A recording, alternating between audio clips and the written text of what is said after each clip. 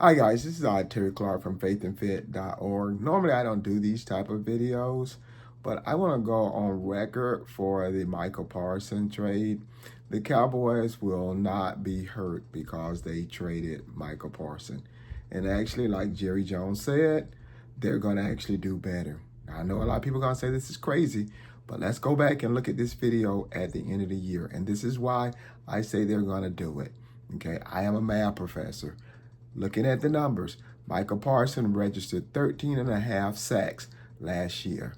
The Cowboys have already replaced those numbers. Dante Fowler registered 10 and a half sacks last year with Washington.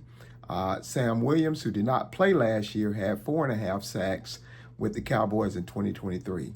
And they also have the new edge rusher, Donovan Ezeraku. The Cowboy fans who followed the preseason, they pulled him after the second game. So he showed them enough in 2 games to say, hey, listen, let's sideline him.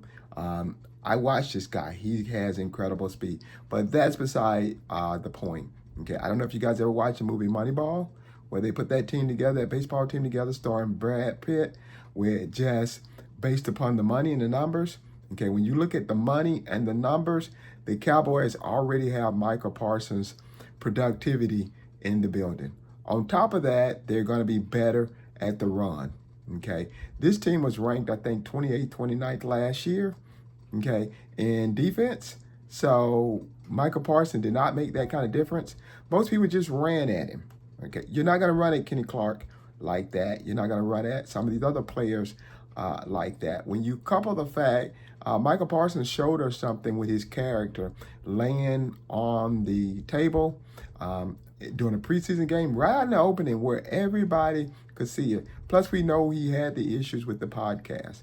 Okay, so at the end of the day, Micah Parsons does not warrant the kind of salary that he was trying to get out of the Cowboys. If he had got that salary from the Cowboys, he would have bankrupted the Cowboys. You can't pay $47 million for 13 and a half sacks. Now, $21 million, was he a good deal? Yes, he was. Okay, but he wasn't going to play for that. Okay, we seen what the antics he was pulling and stuff like that. He was not going to play for that. And at the end of the day, you can guarantee that Green Bay didn't just give him what he asked for. There was negotiations. So this guy was probably asking for $50 million something dollars. Also, the trick he played in Dallas, a lot of people don't know this. People talking about Jerry Jones just wanting to negotiate with Micah Parsons alone. What Micah Parsons did was he negotiated a salary with Jerry Jones. And where Jerry Jones stopped at, then he had his agent call Jerry Jones and said, let's begin negotiations where you stopped. Okay, so that was kind of a trick. If Jerry Jones could have started negotiations all over again, from the very beginning, from scratch, then I see that kind of negotiation. But they didn't want to do that. What they wanted to do is start where Jerry Jones stopped at. Jerry Jones could not pay Micah Parsons $47 million, pay CeeDee Lamb over 30-something million dollars, and then turn around and pay Dak Prescott $60 million. He couldn't have the number 1 and number 2 highest paid players in the NFL with the kind of record that the Cowboys were going to put up. Nobody predicted that the Cowboys were going to put up a really good record because they could not stop the run.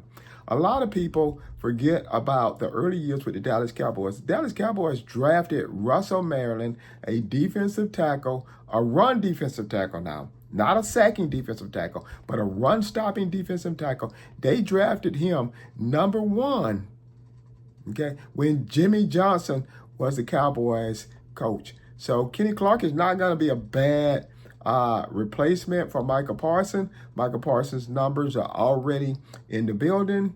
This is just Moneyball 2.0. I wanted to go on record.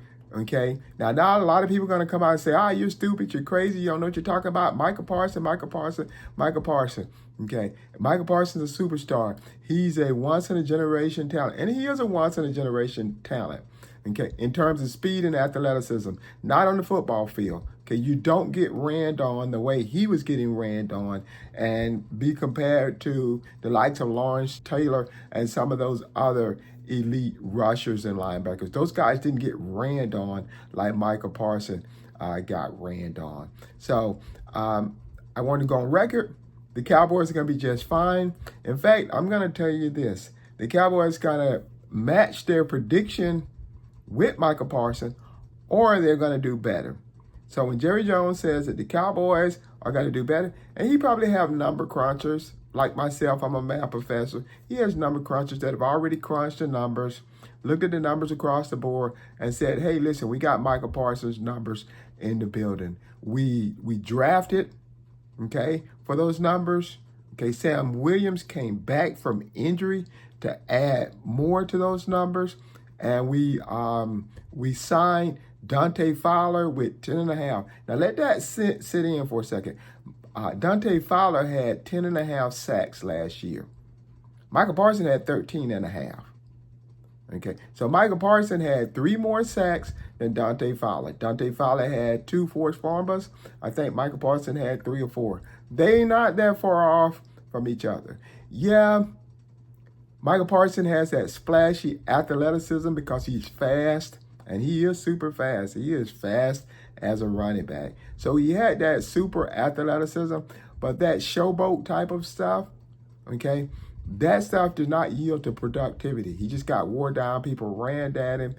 They schemed for him. They chipped. They blocked. They did a few other things for him.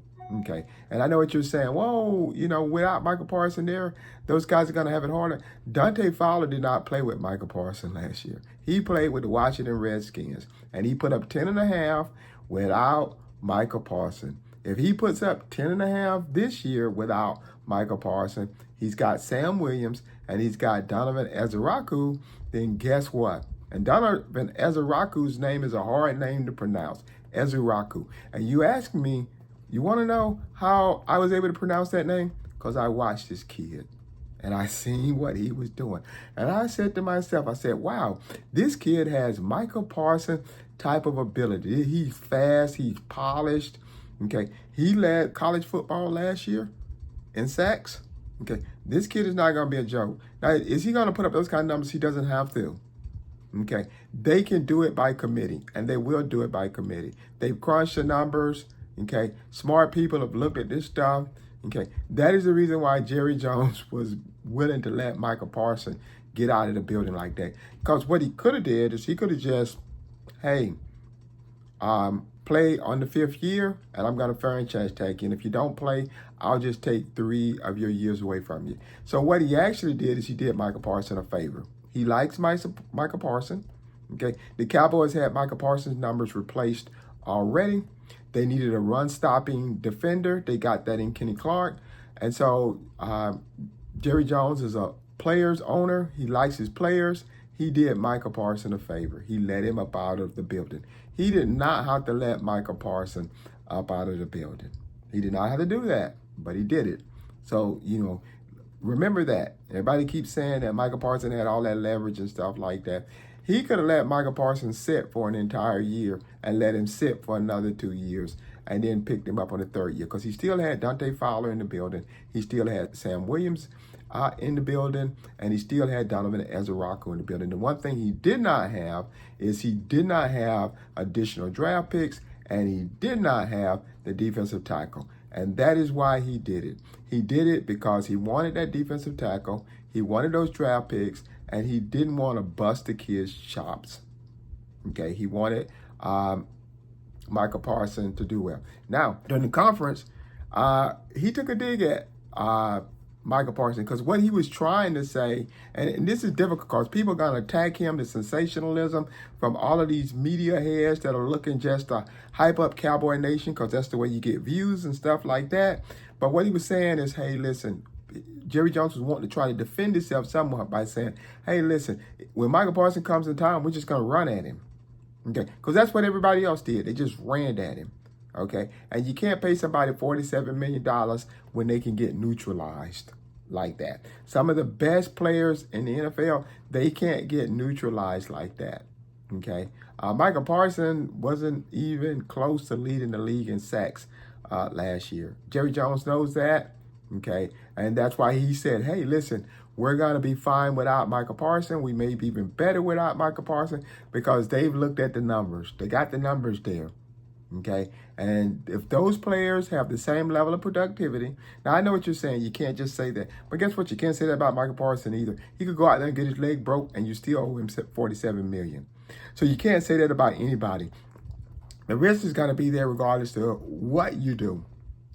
Okay, but if the productivity, the numbers are there, I like those numbers.